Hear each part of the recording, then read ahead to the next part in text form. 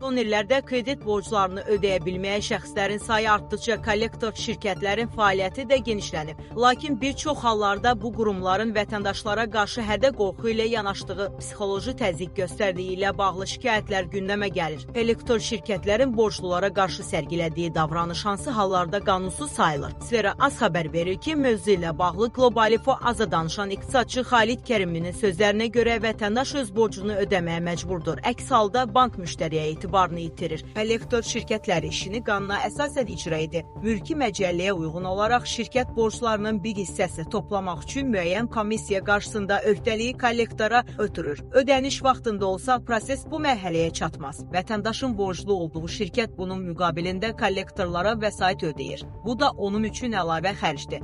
Kollektorun borclu şəxsdən tələb etmək hüququ var. Amma istənilən halda hədə-qorxu, psixoloji təzyiq və şantaj vasitəsilə pul tələb etmək yol verilməzdir. Bu, qanunvericiliklə qadağan olunan fəaliyyət hesab olunur. Lakin vətəndaşa zəng etməklə, ünvanına gəlməklə borcu istəmək qanunidir. Ekspertin sözlərinə görə borc mülki məsələdir. Bununla bağlı müştərinin hesablarının dondurulması, işin məhkəməyə verilməsi və əmlak üzərinə həbs qoyulması mümkündür. Borcu ödəməyən vətəndaşa prosesin növbəti mərhələləri barədə məlumat vermək isə hədə-qorxu sayılmır. Borcu ödəməyən vətəndaşa prosesin növbəti mərhələləri barədə məlumat vermək isə hədə-qorxu sayılmır. Həmin şəxs qarşıda onun nələrin gözləyəcəyini bilməlidir.